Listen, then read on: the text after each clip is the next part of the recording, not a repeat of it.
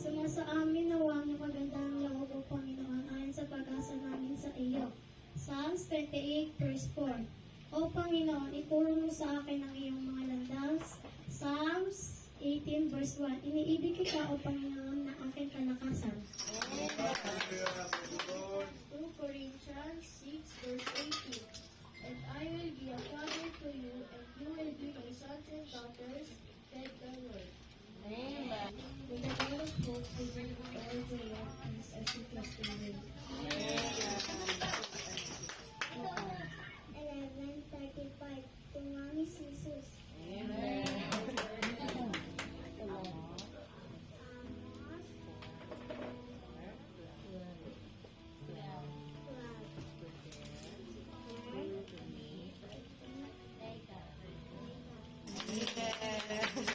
Is the primary tool to identify the characteristic of God. Boys with contrast, hindi na siguro to. Ano na to? Yung pinakabuod lang doon mga kapatid. Isang natin, kung nag-spirit mo kayo tayo.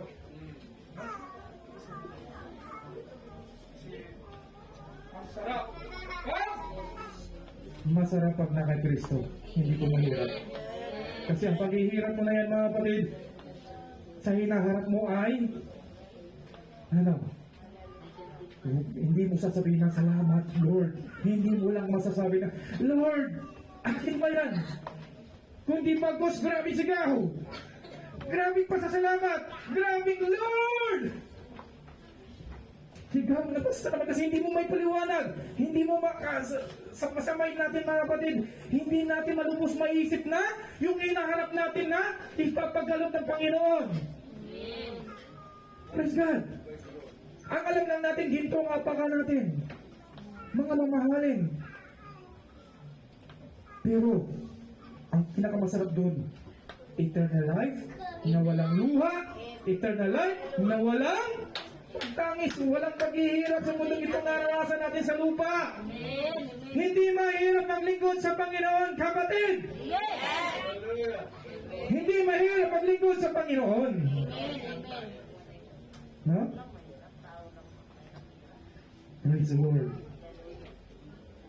Kasi yung mga apostol, mga kapatid, habang nangangaral sila ng Word of God, nag-awali sila ng Word of God, alam nilang mamamatay sila doon. Alam nilang sa lugar na yun, sisipatin sila. Alam na sa lugar na yun, ay ipapako sila sa krus. Alam na sa lugar na yun, ay hahatiin sila, bibiyangin sila. Alam nila sa lugar na yun, mga kapatid, na sila ay papatayin. Pero bakit patuloy? Andun pa rin sila pumupunta. Dahil yun ang gusto ng Panginoon. Abutin ka.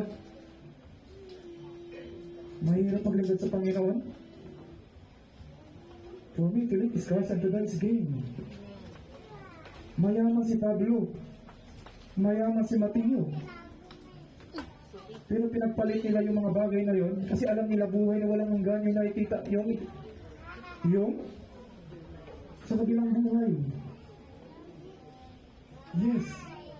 Mayroong kahirapan.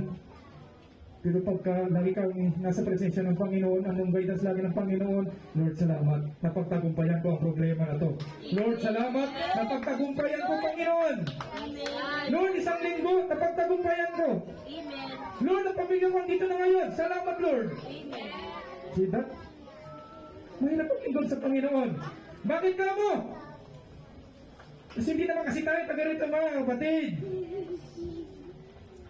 Parang ikaw ba, pumunta ka doon sa anong bansa to? USA. Wala kang pera. Wala kang bahay. Punta ka doon. Anong mangyari sa'yo doon? Ha? Anong mangyari sa atin doon? Ikaw, Sister Shine. Oh. Pumunta ka doon bigla doon sa US. Wala kang pera. Wala kang papa doon. Wala kang mama doon. Mag-isa ka doon. Anong mangyari sa'yo doon? Mahirap. Diba? Pero ang pupuntahan kasi natin, alam na natin, binigyan na sa atin ng Panginoon. Ipinalam na sa atin ng Panginoon ang pupuntahan natin ay buhay na walang hanggan lang naman. So anong hirap? Mahirap paglingkod sa Panginoon, mga kapatid. Physically.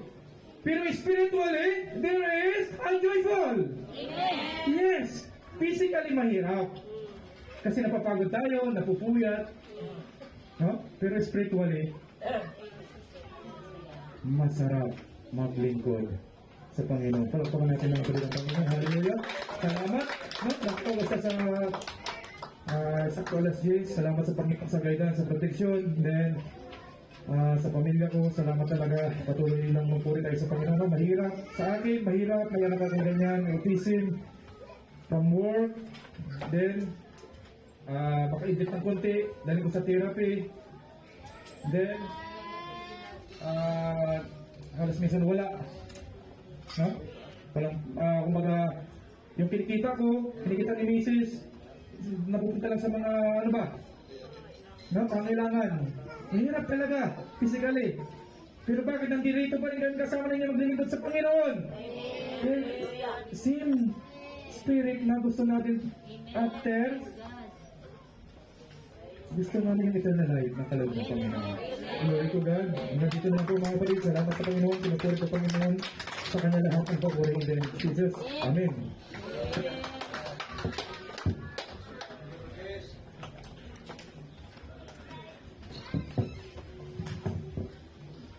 Praise the Lord. Napaganda ang mga aral mga kapatid no, na ating po napakinggan ngayon. Praise God. At meron akong ayan na magdiin na muna mga kapatid para nga ang Sunday School naman ang pinakabuod po nito at ang pinakamahalaga na tayo nag-aaral upang tayo po ay magkaroon talaga ng kalakasan sa pagpaglingkod natin sa Diyos. Pag-i-plus ng Brother Given, tingnan natin yan makunti ng ano na yan. Yung unang Juan 4:2. Kasi nga naging controversial na sa ating mga kapatid doon sa lugar ng Brother Aljon, nagkaroon niya paghati-hati ang sa mga simbahan kasi nga mga ministro nila doon ay nabihat. Pero sa atin, atin mo lang i-analyze ang konti mga kapatid. Brother Richard, thank you very much na nakadalo ka sa gawain natin. Hallelujah. Ating palapakan ang Diyos mga kapatid. Hallelujah si Brother Richard. Sige, pasa na tayo ulit mga kapatid. Dito'y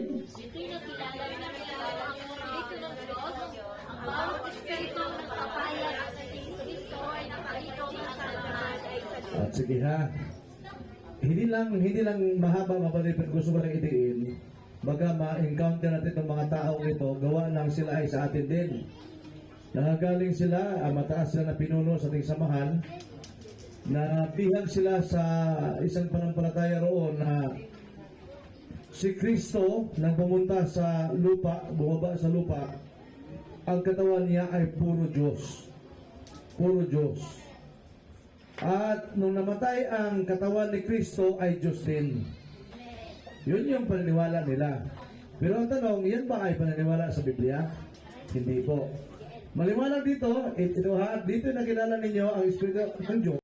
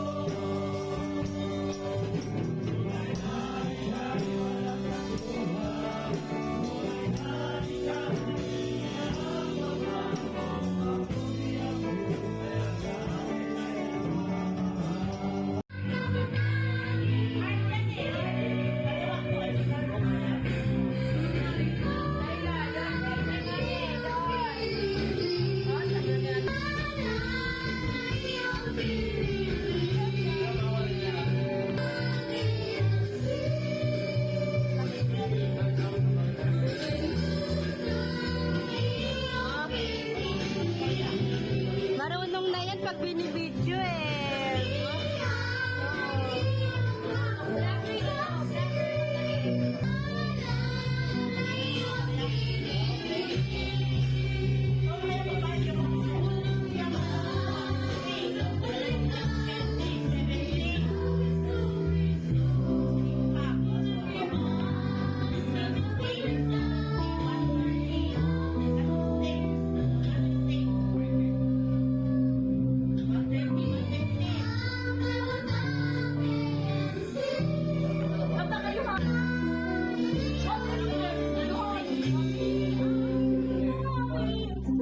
Thank you.